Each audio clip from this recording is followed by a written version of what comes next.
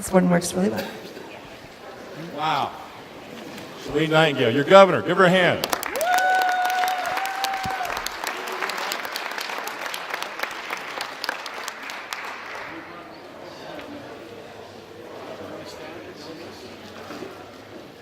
I think we can work this. Hold it close, it said. Okay. I think we'll hold it close. I see a lot of friends here today. Thank you. I see some that I haven't met before, so I can tell you who I am. People wonder, well, who is that big red-headed guy up there? I am my wife's husband. Yeah, my wife married a red-headed stepchild. Mother of 25. Cats. Some of you know about that. Yes. She was asking me, it was heard the other day that we need to talk a little bit different stuff about the cats, and I think she took that as her cue to go out and get more of them. But we have a good time with them, or I should say she does. Every now and then I get upset and I say they gotta go, and then I find out that I'm on the outside looking in. Some people might think she's a hoarder. She really isn't. She's more like a zookeeper. She's wonderful. People want to know what gives us the right to be here. The Republic for the United States of America. They say, are you some sort of radical group? You trying to put on a revolution? Are you going to cause us trouble, we're asked by the de facto side? We say, look, we're awakening a sleeping giant. Once before we heard that, we thought it would be a third world country awakening that sleeping giant.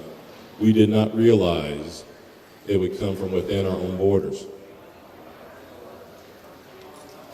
But see, 150 years ago, the Constitution was set aside. The de facto was born in 1860 when the Congress was divided and the southern states were seceded. Our president then went to a Congress that was not a quorum and said to them, act as if you were. And they did. Fast forward to 1868. The Reconstruction Act. This was supposed to put everything back together again, except for they forgot to include the de jure form of government. And nobody said a thing. Fast forward to today. We've had generations and generations of people, us, we the people, think we're living the American dream, only to find out it's not as dreamy as we'd like it to be. In the 50s and 60s, our parents, they lived a comfortable life. Were they wealthy? No. But some of them only made $150 or $200 a week, or even less. But yet they had a house, they had a car, kids went to school, kids were educated. Today, we got mothers and fathers combined income weekly of over $4,000 a week and losing their homes. What went wrong? We've allowed this to continue through them being the authorities, the de facto, taxing us, taking fees, adding fees.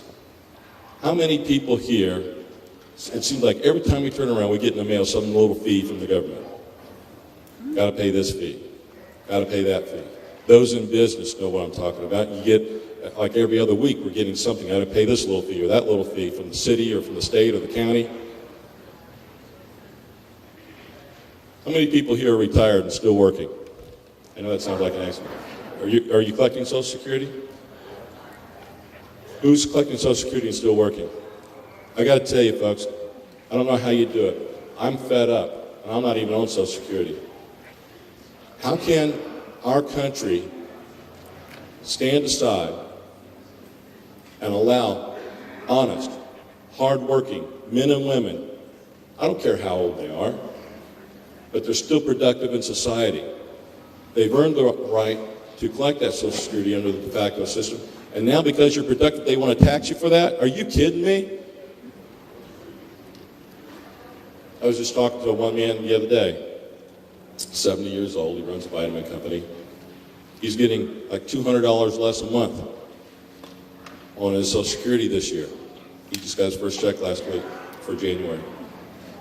And on top of that, not only is he getting $200 less, he has to pay more taxes on what he's earning because he's on Social Security. What's the point? What's the use of him even working? We have a smart gentleman. See, the senior citizen crowd, our population of senior citizens is often forgotten. I think that's a tragedy. Our senior citizens have earned the right to be in that age group. They have been where we're at today. They have fought, they have worked in commerce, they have raised their families. They have gained something we don't have yet, and that's great wisdom. They did the right thing. Amen, sister. Did the right thing. They all did the right thing. Folks, it's time for us to stand up and make this change. So what gives us that power? Go back to that. How many people have read the Constitution? How many people have read that first part of the Bill of Rights? What's it tell us? We've got freedom of speech, freedom of press. We have the right to assemble peaceably, I think it says. And we have the right to air out our grievances with the government. That's all we're doing. That's what makes this work. We follow the law. Plus, there's one other thing that really makes this work. How many people have read the second paragraph of the Declaration of Independence? I'll just pull a couple of things out of that. It states in there, and this may not be word for word, but it states there, when a government goes awry, it is the people's duty, not only their right, but it is their duty to stand up and make it right. It is their duty to bring back the guards for the security of the future of this nation. And that's where you come in. Let's go back to the 17th century and 18th century real quick. The new country, as it was called then. People were prospering. Now, of course, we don't look at living in a log cabin with a dirt floor prospering, but think about it for a second. These people had a roof over their head. They had meat on the table every night. They were growing vegetables. They had land. They were near water. Life was good. Then all of a sudden, Ben Franklin had a meeting with the king. And the king asked him, "How is it you guys prosper so well?" He had a simple answer. "We don't tax them. We let them prosper." The king kind of scratched his head for a second and said, "We can't have that. I need a piece of that action." Fast forward to 1774, a call went out. Men stood up. They came together. And what was known as our First Continental Congress was about 5-6 weeks long. Peyton Randolph headed up that then. And you know what? When they got there, they didn't know who was going to lead them. They didn't even know. A call went out. People came together. They elected Peyton Randolph to go ahead and run the proceedings. The last 5 days, somebody else had to, he had to get back to his farm. But from there was the beginning of what we know as our Declaration of Independence in 1776. Let's fast forward to 1787. Our Constitution was born. Let's fast forward to 1791 when it was really etched in stone with the Bill of Rights. What's happened? People talk about what happened to our Constitution. Why can't I go into court and demand my constitutional rights without being threatened with contempt of court? Because you don't have any. They were taken away from you. Let me give you a sad fact, folks. It's our fault. See, we didn't stand up when we were supposed to because we felt comfortable even then, way back in the 1860s, we felt comfortable in our lifestyle. We didn't want to be bothered. Life was good. Fast forward to today. Life is good. We don't want to be bothered. As long as I can have my home, as long as I can feed my children, as long as I can educate them, I'm good. I can take my vacation. I can take my wife or girlfriend out, boyfriend out on the weekend, have a good time. But don't dare prosper. Don't dare try and get ahead in life or make a big name in yourself. See, remember in the 50s, you could immigrate to this country with not even 2 cents in your name. And you could become a multimillionaire in a short period of time, just by hard work, sweat, good ideas, working with people. That's very hard to do this day. Very hard to do. The de facto don't want you to prosper. Let me give you an example. Bill Gates. Everybody said, well, gosh, he's like the wealthiest man around. He's done a good job for himself. And you know he's retired, right? Why did he retire? Anybody know? He was forced to retire by the de facto government. Now, why is that? He was starting to earn too much money. See, the de facto government monitors how much money we all make. And if we get to a point where we could fund our own army, they can't have that. They're going to knock you down. And when he started eclipsing that $50 billion mark, and he said, no, we can't have you do that anymore. You need to retire. So what's he do? He runs his charities. He had to donate a bunch of money to his charities. Rupert Murdoch, same thing. He donated $27 billion to one of those charities. Warren Buffett. Excuse me, Warren Buffett did. But Rupert Murdoch is another one. He's another one they put a lid on. But you know why they're not as tough on Rupert Murdoch as they are on Warren? He controls the media. He controls the media. He does exactly what they want him to do. So they give a little leeway there. Folks, I don't know about you, but I'm fed up. It took a few men to stand up back there in 1774. The call went out. They came together, and they said, enough is enough.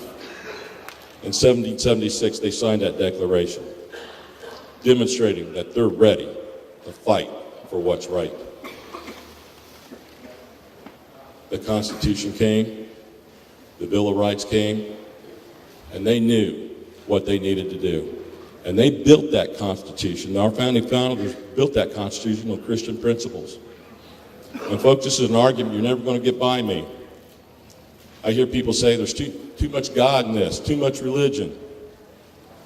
As far as I'm concerned, there's not enough God.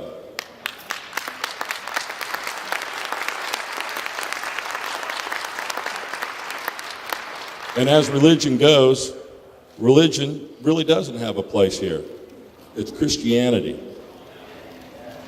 See, they didn't say this was built on religious principles. It was built on Christian principles. See, in Christianity, that is not a religion. That is a relationship with your Savior.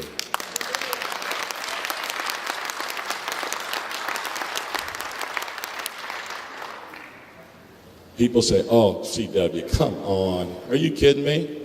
Well, what about Thomas Jefferson? He was a deist. I said, well, he's one of the ones that said the country was founded on Christian principles. See, a lot of them talk about being a deist, but you got to remember, what they said they are and what their actions were are two different things. We even have quotes of them saying, this Constitution was based on Christian principles. And that's where we need to be today. A lot of the people say those who have lost in life say, I need to get back to the basics. The winners say, is there anything else? And I ask you, is there anything else but the Christian principles? No. That's what gives us the laws we live by.